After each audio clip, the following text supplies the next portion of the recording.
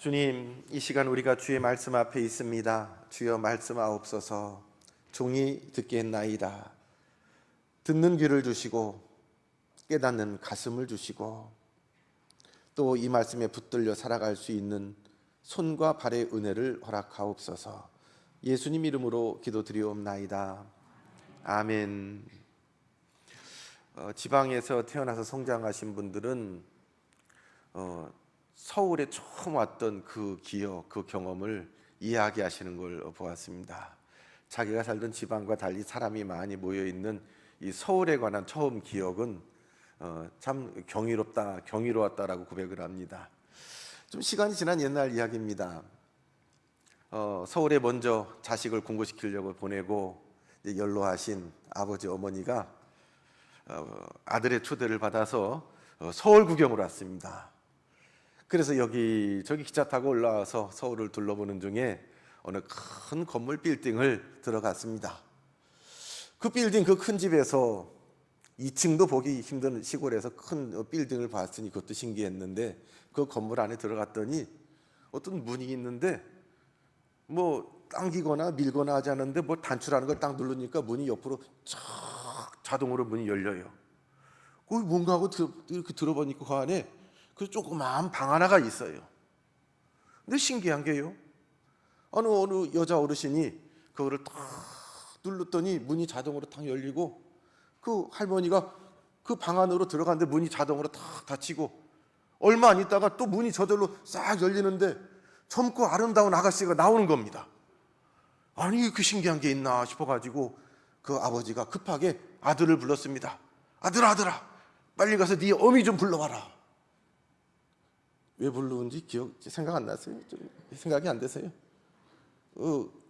자기 아내도, 이 할머니 된 자기 아내도 빨리 여기 좀 한번 들어갔다 나오면은 저렇게 젊고 아름다워질까 싶어서 아들아 빨리 와서 네 어머니를 좀 데리고 와라. 그랬다는 겁니다. 뭐 누가 지어낸 얘기일 수도 있겠습니다만 문득 우리는 이 얘기를 들으면서 그런 생각을 합니다. 아내가 들어갔다 나온다면 정말 그런 거라면 젊고 아름다운 여인 돼서 다시 나올 겁니다. 만약에 지금 연로하고 허리도 굽고 지팡이를 들고 있는 내가 들어갔다 나온다면 어떻게 되겠습니까? 나도 젊음을 회복해서 건장한 청년으로 나오지 않겠습니까? 그런데 우리는 무의식 중이라도 내가 들어갈 생각을 안 합니다. 내가 변하고 내가 근사해지고 내가 멋있어질 생각을 안 하고 당신은 왜 이렇게 늙었냐고, 당신은 왜 말을 그렇게 하냐고, 우리는 오히려 다른 사람 보고 왜 좀 더 달라지지 않냐고, 변하지 않냐고 우리는 자기중심적으로 세상을 보고 다른 사람을 보지 않습니까? 어떤 책을 보니까 짧은 이런 글이 있어요. 우리 함께 사는 아내 남편을 다른 말 우리 배우자라고 그러잖아요. 배우자. 이 배우자라는 말을 써서 같이 사는 거래요. 배우자라는 말 대신에 고치자 이러면 같이 못 산대요. 이것도 뭐 누가 지어낸 말 같아요. 그런데 일리 있지요. 서로 보면서 거울 삼아서 서로 보고 배우자 하면 같이 살아요. 그런데 당신 그거 잘못됐어, 그거부터 고쳐 이러면 그거 못 산답니다.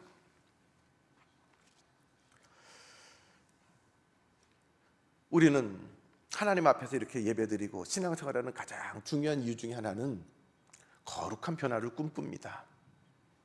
더 변화가 되고, 변질이 아니라 변화가 되고, 하나님 주시는 새로운 능력으로 마치 그 엘리베이터 안에 들어갔다가 나올 때 더 새로운 모습으로 변화되는 것처럼 오늘 이 예배당, 이 추운 겨울에 바들바들 떨면서 와가지고 여기 들어올 때 하고 이제 이 한 시간 하나님 앞에 예배드리고 나갈 때 하나님 앞에 거룩한 변화를 꿈꾸면서 이 자리에 온 줄로 믿습니다. 하나님의 이름을 부르며 찬송하며 기도하며 주의 말씀을 아멘으로 가슴에 담고 나아가는 우리 모든 성도들 가운데 또 주님을 닮아가는 거룩한 변화가 있기를 다시 한번 주님의 이름으로 축복합니다. 우리의 인생을 살다 보면 문득 삶의 어느 한 자리가 비어있는 느낌을 받습니다. 방학이 되어서 저희 집에는 두 아들하고 같이 있지만 몇 년 최근까지만 해도 한 아이는 군대 가고 한 아이는 뭐 학교 간다고 뭐 어디 가고 뭐 기숙사 들어가고 이러다 보니까 아이들 없이 저희 집사람하고 저하고 두 내에만 지내는 시간이 많았습니다. 아이들이 늘 있던 방에 냉기만 도는 그 방들을 볼 때 그렇게 마음이 쓸쓸할 수가 없습니다. 만일 우리의 자녀들이 다 성장해서 출가해서 각각의 가정을 이루고 부모 곁을 떠난다라고 그러면 그 허전함이 더할 것 같습니다. 그래서 그런 것들을 보면서 빈둥지 증후군이라는 말이 생겨났습니다. 자녀 낳아가지고 복작복작하면서 품에서 도시락도 싸주고 밥도 해먹이고 잔소리도 하면서 그렇게 키웠는데 아이들이 하나둘 부모 곁을 떠날 때에 이제 두 네이만 남습니다. 문득 저도 덜컥 겁이 납니다. 이 아이들이 다 가정을 이루고 떠나서 우리 두 네이만 나면 이 허전함을 어떻게 채울까? 여러분 그런 생각하셨지요? 이미 빈 둥지를 경험하고 있는 우리 성도님들도 많이 계실 줄로 믿습니다. 그래서 어느 네이분은 가보면 그 빈둥지 네이근에 다정하게 마주보고서 고스톱을 치면서 그 빈둥지 증후군을 회복하는 분도 있습니다. 또 남편은 열심히 컴퓨터를 하고 핸드폰을 보고 부인은 부인대로 친구 만나러 다니면서 그렇게 그 시간을 보내는 분들도 있습니다. 가정의 빈둥지. 그래서 저도 고민을 좀 많이 했습니다. 나중에 우리 집사람하고 나하고 둘만 남으면 뭘 하나, 그러다가 혼자 남으면 어떻게 하나. 둘이 있을 때는 고스톱이라도 치는데 혼자 남으면 어떻게 강아지라도 한 마리 키워야 되나, 고양이를 키울까 개를 키울까. 인생을 살다 보면 내가 쥐고 있던, 나와 함께 있던, 나와 함께 공간을 차지하던 그것이 비어있는 빈 배 현상을 경험합니다. 내가 그렇게 갈망하고 소망했던 학교 가지 못하고 불합격했다든가, 또 막상 가보니까 그게 아니었다든가, 내가 원하고 추구했던 사업을 실패했다든지, 혹은 내가 꿈꾸며 뜨거운 마음으로 시작했던 그 사랑으로 했던 그 가정이 깨진다든가, 원했던 직장에서 열심히 일하다가 어느 날 정년이 되어서 혹은 뜻하지 않게 쫓겨난다든가, 아니면 당연한 것으로 알았던 건강이 담보되지 않아서 의사로부터 청청병력 같은 이야기를 듣고 괴로워한다든가, 사랑하는 사람을 잃어버린다든가 등의 쓰라린 경험은 이 땅을 살아가는 우리 모든 인생이 다 겪는 거 아니겠습니까? 어쩌면 함께 이 시간 예배한 우리 성도들 가운데에도 그래서 주님 앞에 나와 주님, 이 자리가 비었습니다. 내 건강의 자리가, 내 가정의 자리가, 내 영혼의 자리가, 내 물질의 자리가 비었습니다라고 눈물을 흘리며 주님 앞에 나온 성도님들이 계실 줄로 믿습니다. 우리가 이 땅을 사는 동안 그 빈자리, 내가 쥐고 있는 것, 내 거라고 하는 거 영원하지 않잖아요.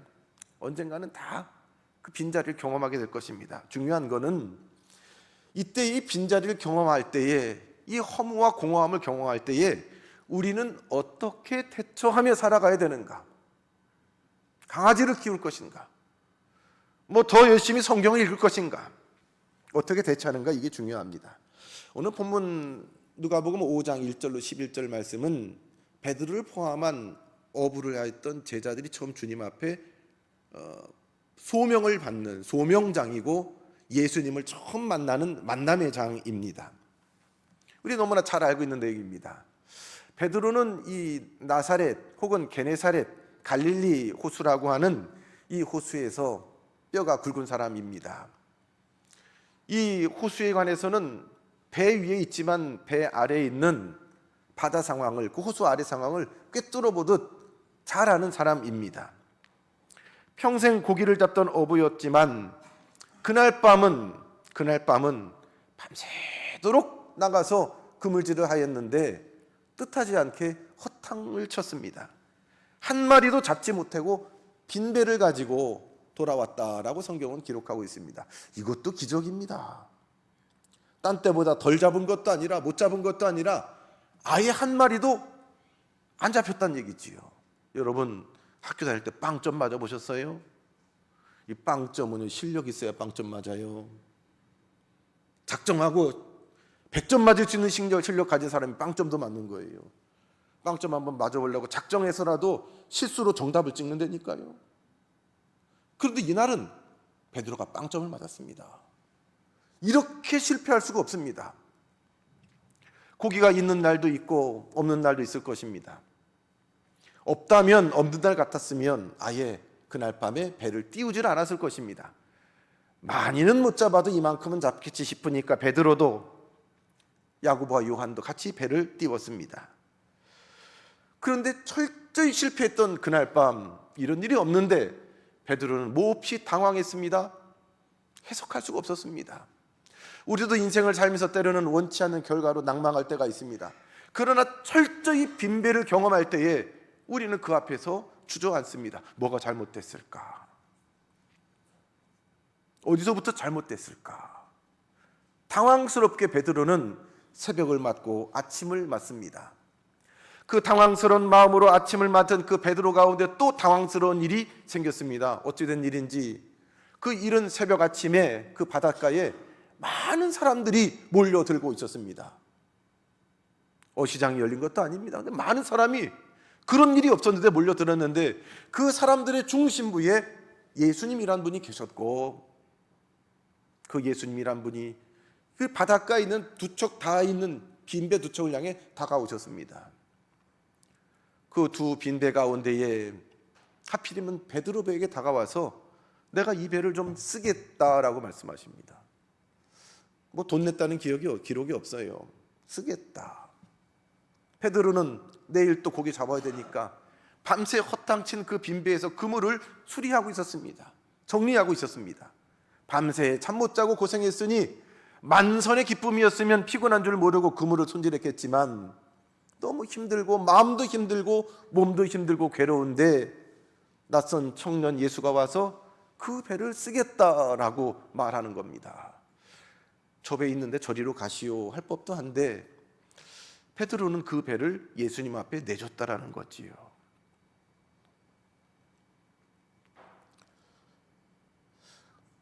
예수님이 베드로 배를 탔습니다. 만약에 그날 밤에 그 배가 만선이었더라면, 펄떡거리는 생선으로 비린내 진동하며 베드로의 배가 꽉 찼더라면 예수님이 그 배에 오를 자리는 없었을 것입니다. 우리 인생에도 빈배를 경험할 때가 있지요. 가정의 빈배, 물질의 빈배, 내 건강의 빈배, 또 이 나이 살도록 하루 종일 있어도 핸드폰 한 번 안 울리고 누가 나를 찾지도 않는 관계의 빈배. 놀랍게도 인생이 자기 마음대로 잘 되고 성취되고 분주하고 바쁠 때에는 예수님을 못 만났던 분들이 내가 텅 비고 다 잃어버리고 빈손이 되고 빈배가 되니까 예수님이 오셨다라는 겁니다. 이것은 전혀 이상하지 않습니다. 베드로의 배가 물고기로 가득했더라면 예수님은 베드로의 배를 청하지 않았기 때문입니다. 너의 빈자리, 너의 무기력한 자리, 너의 무능한 자리, 내가 거기에 가겠다라고 주님은, 우리 인생의 빈배의 자리를 주님은 찾아오십니다. 여러분, 아무리 좋은 땅도 내내 뜨거운 햇빛을 받으면 사막이 됩니다. 인생의 실패를 한 번도 경험해보지 못한 사람, 눈물 젖은 빵을 먹어보지 못한 인생은 그 심령도 사막처럼 황폐해집니다. 여러분 주변에 혹 그런 분 있나요? 나는 기도 안 해도 하나님이 알아서 잘해주던 걸 뭘 그렇게 새벽마다 교회 쫓아다니고 뭐 예배를 그렇게 교회를 많이 가? 일주일에 한번 달랑 가든지 그냥 마음속으로라도 하나님 믿으면 되지 뭐 한다고 추운데 더운데 바쁜데 일요일마다 교회를 쫓아다니냐고 하면서 나는 그렇게 안 해도 봐, 나 잘하고 있잖아, 사업도 잘 되고 애들도 잘 나고 부족한 것이 없잖아, 이렇게 말하는 분들이 간혹 있습니다. 그런 분 보면 저만 그렇게 느끼나요? 좀 교만하게 느껴지더라고요. 또 인정머리도 없어요. 남 무시하는 것 같고 세상에서 자기 자신이 제일인 것처럼 그렇게 행동하는 모습을 봅니다. 혹 우리도 그러지 않았습니까? 이 배가 비기 전까지는 남들보다 조금이라도 더 채워졌을 때 우리는 그것으로 건방지고 교만하지 않았습니까? 그걸 왜 못하냐고, 이렇게 무능하냐고, 무책임하냐고, 게으르냐고. 저도 제 생애 가운데 뜻하지 않은 하나님이 확 엎어버리는 빈배의 시간이 있었습니다. 그 빈배를 딱 경험하고 나니까 그때 문득 떠오른 게, 이렇게 봐서 꽉 채워진 것 같지만 그 안에 결핍이 있고 그 안에 하나님의 은혜 아니면 살 수 없는 여러 인생들이 있구나. 내가 조금 비워보니까 다른 사람의 빈 것이 이해가 되더라고요. 그전에는 정죄했어요, 비판했어요, 판단했어요. 그것도 못해. 예수 믿는 사람이 그렇게 살아? 무책임한 사람, 무능력한 사람, 게으른 사람. 빈배가 되지 않고는 상대의 아픔이나 어려움을 도저히 이해 못하지요. 도리어 이런 분들은 자기 인생에 쓴맛이 오면, 갑자기 그 시간이 다가오면 하루아침에 회복하지 못하고 바다 밑으로 가라앉은 것을 봅니다. 왜냐하면 고난에 관한 면역체계가 형성되어 있지 않기 때문입니다. 베드로가 어부로서 고기를 하나도 못 잡았다는 것은 좀 덜 잡힐 수도 있지만 아예 한 마리도 못 잡았다.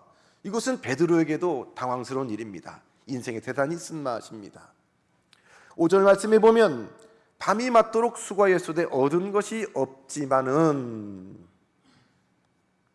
밤이 맞도록 수고했는데 얻은 것이 없자, 얼마나 비참합니까? 밤이 맞도록 헛수고를 했다라는 겁니다. 헛그물질을 했다라는 말입니다. 이제나 저제나 하면서 밤새도록 그물을 던졌습니다. 평생을 내가 여기는 잘 알아 장담했던 그 갈릴리 호수에서, 그 바다에서 실패를 경험했기에 베드로는 더더욱 당황스러웠습니다. 그러나 그날은 고기 한 마리도 잡히지 않는 철저히 실패를 경험한 그날은 베드로의 생애에 있어서 아주 특별한 날이 되었습니다. 철저한 실패에 고기 한 마리도 올려져 있지 않은 그 빈배에, 생선 비린내가 나지 않는 이 빈배에, 그래서 그곳에 예수님이 오르셨습니다. 만약 고기가 가득했더라면, 생선이 넘쳐났더라면 예수님 찾아와도 귀찮다고 다른 배 가라고 예수님을 내쳤을 것입니다. 인생이 풍요로울 때 예수님을 만날 수 없다면 이것은 비극이겠지요. 그러나 인생의 쓴맛을 보고 빈 배로 우리 영혼이 허탈해 있을 때에 예수님을 만났다면 이것이야말로 큰 은혜 아닐 수 없습니다. 이 땅 살면서 우리가 예수님 만난 것보다 더 큰 복은 없겠습니다. 여러분, 모세를 보세요. 모세의 40살은 모세의 전성기 아니었겠습니까? 왕궁에서 자란 왕족 출신입니다. 똑똑합니다. 많은 것을 가졌습니다. 군사력도 있고 지식도 있고 자기를 지지해주는 많은 사람들도 있습니다. 역사의식도 있습니다. 민족의식도 있습니다. 신앙도 있습니다. 그러나 하나님 보시기에는, 주의를 감당하고 하나님 쓰시기에는 너무 꽉 차 있습니다.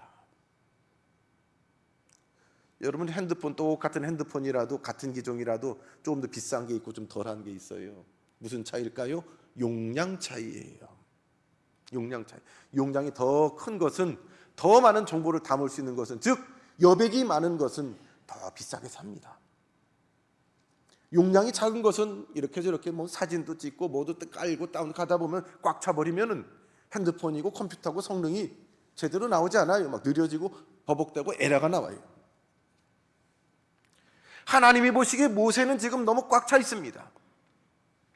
그래서 그 모세를 하나님이 쓰시려고 비워내기 시작하는데, 자기 동족을 사랑하는 마음으로 나섰다가 그만 뜻밖의 살인자가 되고 수배자가 되어서 그간 자기가 가지고 있던 모든 것들을 탈탈 그 자리에 털어놓고 빈손으로 광야로 비어있는 자리로 나가는 경험을 모세는 하게 됩니다.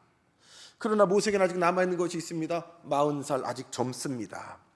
혈기를 믿고 나이를 믿고 젊음을 믿고 하나님 의지하지 않을 수도 있는 모세를 하나님이 몇 살에 찾아오셨습니까? 80살에 찾아와요. 80.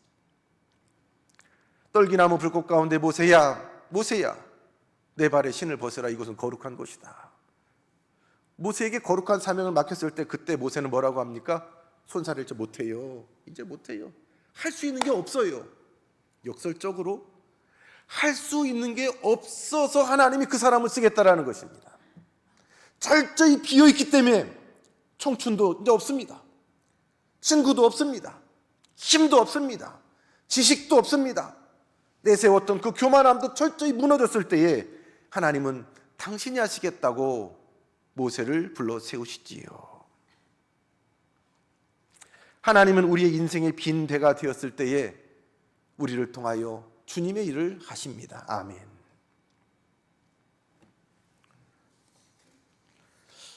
철학자 니체는 우리 기독교를 관해서 폄하할 때에 기독교는 약자의 종교다라고 그랬어요. 약자, 약한 자, 병든 사람, 가난한 사람, 못 배우고 실패한 사람, 이런 사람들이 신을 찾고 하나님을 찾고 예수님을 찾는다고 말했습니다. 그래서 기독교는 약자들이 의지할 곳이 없어서 찾는 종교다라고 니체는 폄하하였습니다. 사실 성경을 보면 예수님께서 여러 사람들을, 인생들을 찾아가시는데 힘 있고 권력 있고 영향력 있는 사람을 찾아서 어떻게 하면 이 종교를 빨리 설파할까라고 하지 않으십니다. 오히려 병든 자를 그냥 못 지나가시죠. 찾아가십니다. 가난한 자를 찾아가십니다.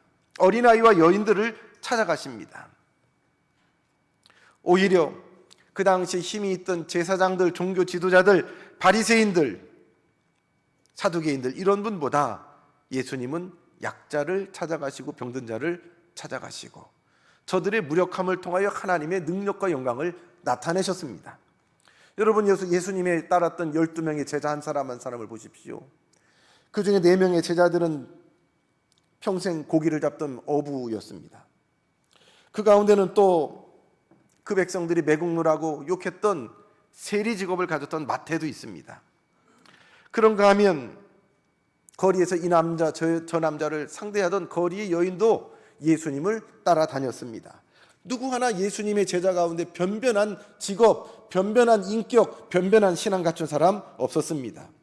예수님은 평생 죄인들, 세상에서 버림받은 사람들, 불치병자들을 곁에 두고 그들을 사랑하시고 그들을 고쳐서 하나님의 능력과 역사를 나타나 보여주셨습니다. 여러분, 사도 바울도 지독한 종교 중독자 아닙니까?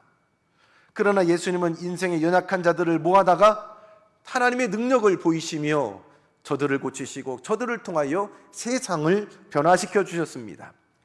그래서 사도 바울은 고린도 교회에 보낸 편지 고린도전서 1장 26절로부터 29절에 형제들아 너희의 부르심을 보라. 부르심을 보라.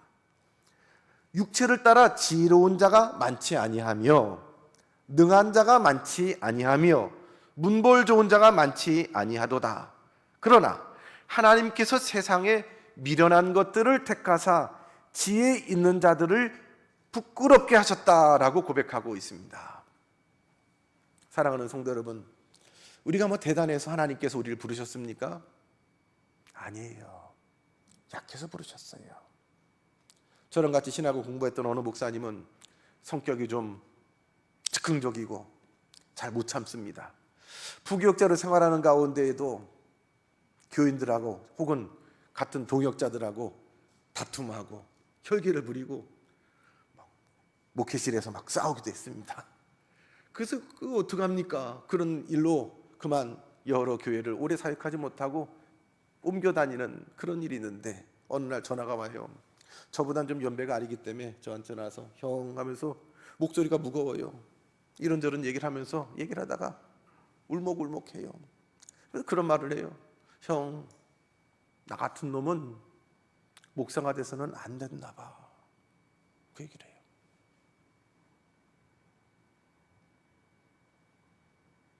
나 같은 놈은 목사하면 안 되는데 괜히 목사 돼서 여러 사람 힘들게 하고 뭐 그래요. 그 마음 제가 알지만 제가 그 목사님한테 그렇게 말했습니다. 전화로. 세상에 목사할 놈은 하나도 없어. 하나님이 너나 나나 모르고 부르셨겠냐. 그래서 부르셨어. 못나서 불렀어. 괴팍해서 불렀어.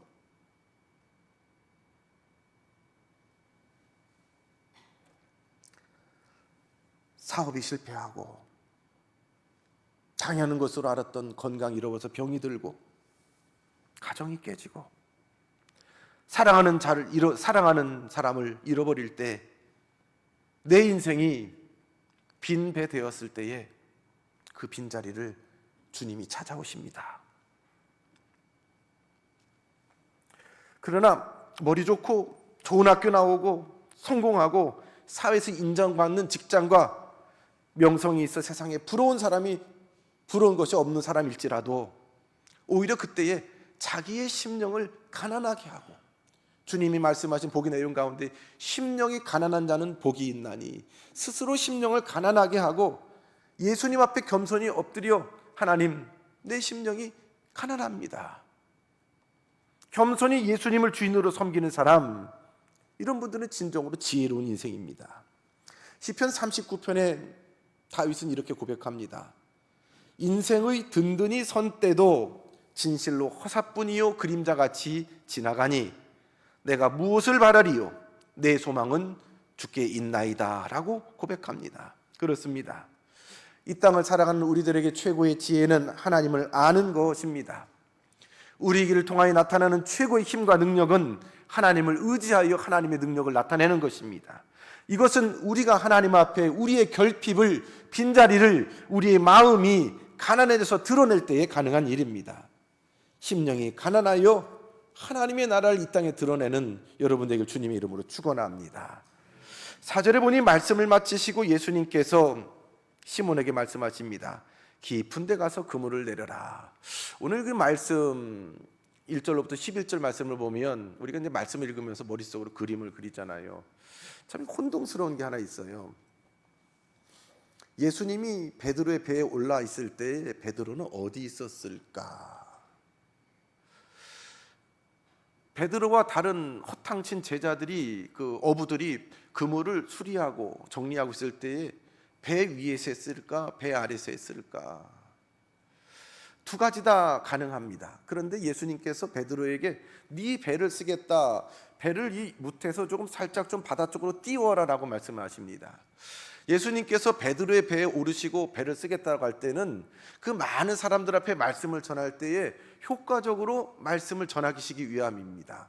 무리 가운데 섞여 있는 것이 아니라 무리들이 바다를 바라보고 예수님 배 위에 올라와서 조금 떨어져서 모든 사람과 얼굴을 마주하고 눈을 마주하고서 말씀을 전할 수 있는 효과적인 장소입니다. 또 지금처럼 이 마이크나 스피커 장치가 되지 않는 그때에 거꾸로 바다 쪽에서 육지 쪽으로 바람이 불어온다면 더 효과적으로 예수님의 말씀이 멀리까지 전달될 수 있겠다라는 생각도 해봅니다. 배에서 만일 베드로가 그물을 깁고 수리하고 있었더라고 그러면 예수님과 베드로는 꼼짝없이 같은 배를 탔습니다. 그리고 베드로에게 예수님 베드로에게 배를 좀 띄워라, 좀 바다 쪽으로 띄워라. 그러면 거기서 베드로는 그 배에서 예수님을 모시고 배를 띄워서 바다 쪽으로 띄웠을 것이며, 즉 꼼짝없이 베드로는 예수님 옆에서 오도 가도 못하고 주님의 말씀을 들었습니다. 주님 앞에 붙들렸습니다. 그리고 주님과 꼼짝없이 그 배에 갇혀 있는 동안에 예수님이 하시는 말씀을 어떻게 해요? 꼼짝없이 어디 못 가고 화장실도 못 가고 딴짓도 못하고 예수님의 말씀을 가장 가까이에서 듣는 은혜를 누렸습니다. 그 빈대에서요. 딴청 부리면서 예수님의 말씀하는 동안에 그물을 들었다 놨다 주물렀다 했을 수도 있습니다만 한마디 한마디 주님이 온 회중에게 말씀하실 때에 베드로에는 그 예수님의 말씀이 한 말씀 한 말씀 마음에 콕콕콕 박히고 쌓이기 시작했습니다. 멀리 있는 사람들도 다 그 말씀 듣고 은혜를 받는데 어찌 옆에서 선포되는 주님의 말씀 베드로에게 은혜가 안 됐겠습니까? 말씀을 이렇게 전하다 예배를 드리다 보면 말씀을 잘 받는 성도들도 있고 또 주무시는 분들도 계시고 또 주무시다 일어나가지고 끝에 한 말씀 들었는데 그것이 은혜가 돼가지고 뒤에서 은혜 받는 분도 있고, 그 은혜를 기대하면서 피곤한 분은 좀 주무세요. 예. 어쩌다가 빗 맞은 거 한 방에 KO 되는 거예요. 근데 예수님이 말씀 전하다 보니까 옆에서 베드로가 처음에 올 때는 보니까 속이 아니었어요. 예수님을 째려보고 저 배도 있는데 내 배를 타나? 뭐 그럴 수도 있는데 뭐가 좀 여러 가지 복잡했는데 말씀을 듣는 동안에 주님의 말씀 동안에 베드로의 마음의 심령이 새로워지고 속으로 아멘 아멘 하면서 움찔움찔하는 것을 예수님이 느꼈을 겁니다. 말씀을 전하신 예수님 베드로에게 말씀하십니다. 저 깊은 데로 가라. 저 깊은 데 가서 그물을 다시 내려라. 여러분, 그 배 위에서는, 그 갈릴리 호수 위에서는 누가 전문가입니까? 베드로가 전문가 아니겠어요? 제가 김현숙 권사님한테, 권사님 그 집 안 됩니다. 그 옆집 그 집을 사세요. 이 집 팔고 집을 가세요. 그러면은 아이고 목사님 또 그럴 거 아닙니까? 예? 전문가시니까요. 예수님이 부모를 따라 했던 일이 목수 아니에요. 목수가 어부한테 이리로 가라 저리로 가라 저기다 그물을 내리라. 지치건 장로님한테 아이 도자기 그러면 안 됩니다 하면 장로님 그날 쳐다볼 거예요. 근데 베드로는 어떻게 해요? 제가 밤새도록 밤이 맞도록 수고했습니다. 그러나 말씀에 의지하여 내가 그물을 내리리이다. 이게 말씀의 능력이에요. 베드로와 예수님이 만났을 때 예수님은 베드로의 빈배를 주목하지 않았어요. 아이고 한마디로 못 잡았구나. 아이고 내가 배를 빌려 뱃삭을 주마. 그래가지고 굳이 뭐 그물 안 들여도 주여 하면은 그 배에 그냥 비싼 생선이 가득할 수도 있었어요. 근데 그거 안 했잖아요. 말씀을 먼저 하시는 거예요. 말씀을 은혜받게 하는 겁니다. 우리 인생의 빈대에도 먼저 하나님의 말씀이 임해야 합니다. 그 외에 도저히 이성적으로 경험적으로 받아들일 수 없는 주님의 말씀, 저 깊은 데 가서 다시 그물을 내려라고 할 때에 내가 보통 때 같으면 이거 안 합니다. 콧방귀도 안 낍니다. 되지도 않는 얘기입니다. 그러나 말씀이 베드로에게 왔어요. 말씀에 의지하여 내가 그물을 내리리이다. 믿음이 생겼습니다. 말씀이 들어오면 믿음이 생깁니다. 믿음은 들음에서 난다 했습니다. 들음은 그리스도의 말씀입니다. 그러므로 하나님의 말씀이 우리 안에 임할 때 우리에게는 하나님으로부터 주시는 근 믿음의 사람이 믿음이 주어져서 믿음의 사람이 됩니다. 이제 예수님과 베드로가 깊은 곳으로 배를 저어 나아갑니다. 예수님 말씀하신 깊은 곳 그곳에 베드로는 그물을 던집니다. 어쩌면 이거 던지나 마나인데 속는 셈 치고 던져보지. 던졌습니다. 그리고 잠시 후에 또 그물을 걷는 시간이 돼가지고 한번 뚝 끌어당겼는데 베드로는 전율했지요. 우리 낚시 좋아하시는 분들은 아시죠? 그 손맛을요. 손맛을. 저도 뭐 낚시 많이 안 해봤습니다만 몇 번 해봤는데 탁 뭐가 물렸을 때 그 짜릿한 손맛이요. 전율. 기가 막힙니다. 베드로가 고기 한두 번 잡았습니까? 그물을 한두 번, 수십 번, 수백 번, 수천 번, 수만 번 올리지 않았겠습니까? 그런데 던졌던 그물을 다시 딱 짚는 순간 얼어붙었습니다. 평생 경험해보지 못하는 그 손맛을, 전율을 베드로는 경험한 것입니다.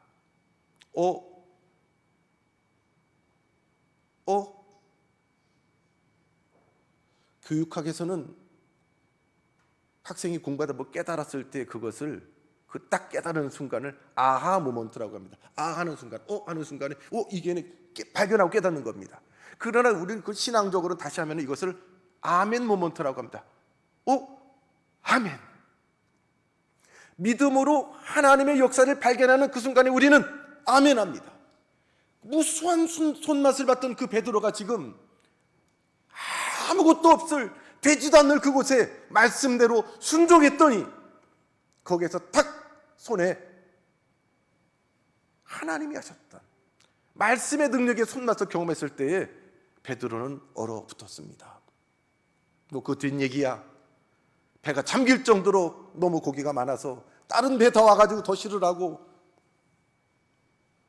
거기에 모인 많은 사람들은 베세다 광야에서 오병이어를 먹었던 그 사람들처럼 그 고기를 보고 놀랐습니다. 그러나 베드로의 손맛은 고기 때문에 주어지는 손맛이 아닙니다. 늘 여기서 고기가 많이 잡힌 날도 있고 안 잡힌 날도 있었습니다. 그게 베드로의 일상입니다. 그러나 그 영혼의 깊은 빈자리를 그 순간 가득 채워주시는, 충만하게 채워주시는 그 전율을 베드로는 경험했습니다. 사람들은 고기를 보고 이게 얼마냐, 수지 맞았다. 베드로는 주님 앞에 엎드립니다. 그리고 이렇게 고백합니다. 주여 나를 떠나소서. 고기만 보는 사람들은 저 엉뚱한 소리 한다. 꽉 잡아야지 뭐 떠나기는 뭘 떠나. 임금을 참고 왕을 참고 주인을 참고 이분만 쫓아다니면은 네가 평생 대박을 맞을 텐데, 수지를 맞을 텐데 왜 떠나? 주여 나를 떠나소서. 나는 죄인입니다. 내 영혼의 빈자리를 하나님의 것으로 가득 채워주시는 그 충만함을 경험한 자의 고백입니다. 그 고백 안에는 정말 나를 떠나세요라는 것이 아닙니다. 나는 죄인입니다라는 고백에 방점이 있습니다. 내가 겉으로는 다 있는 것처럼 뭐 된 것처럼 하지만 내 영혼이 비어 있었습니다. 내 영혼이 깊은 허무 가운데, 죄 가운데 있었습니다. 그러나 주님 그것을 가득하게 채워주셨으니 당신이 메시아입니다라는 메시아 고백입니다. 주님의 능력은 주님도 알고 그 능력을 받은 사람도 압니다. 뒤에서 예수님의 옷자락을 잡은 여인도 알고 혈루병 걸린 여인도 알고 뒤돌아보지 않아도 주님도 아십니다. 주님을 바로 알아본 베드로에게, 그 빈 심령이 가득 채워지는 경험을 한 베드로에게 주님은 초대하십니다. 무서워하지 말라. 이제 후로는 내가 사람을 취하리라. 너는 이제 고기 잡아서 배를 채우는, 하루 먹고 하루 사는 인생이 아니라 영혼의 빈자리를 채우는 주님의 도구로 초대해 주시는 거룩한 부르심인 줄로 믿습니다. 오늘 주님 앞에 나올 때 우리는 우리의 삶에 빈 것을 가지고 나옵니다. 빈 그릇을, 빈 지갑을, 빈 마음을 가지고 나왔는데 주님은 우리 영혼이 정말 채워질 그곳이 무엇인지 아십니다. 그리고 너의 실패의 자리, 비어있는 그 자리에 다시 그물을 던지라라고 말씀하십니다. 고기가 올라올 것입니다. 비어진 지갑이 채워질 것입니다. 우리의 실패가 성공으로 바뀔 것입니다. 그러나 그 힘의 근원이, 능력의 근원이 하나님이신 것을 알고 베드로처럼 주님 내가 죄인입니다 고백하며 나와 우리의 이 빈자리를 채워나갈 수 있는 하나님의 은혜와 능력을 경험하는 우리 성도 되시기를 주님의 이름으로 축복합니다. 주님 나를 떠나소서. 나는 죄인입니다.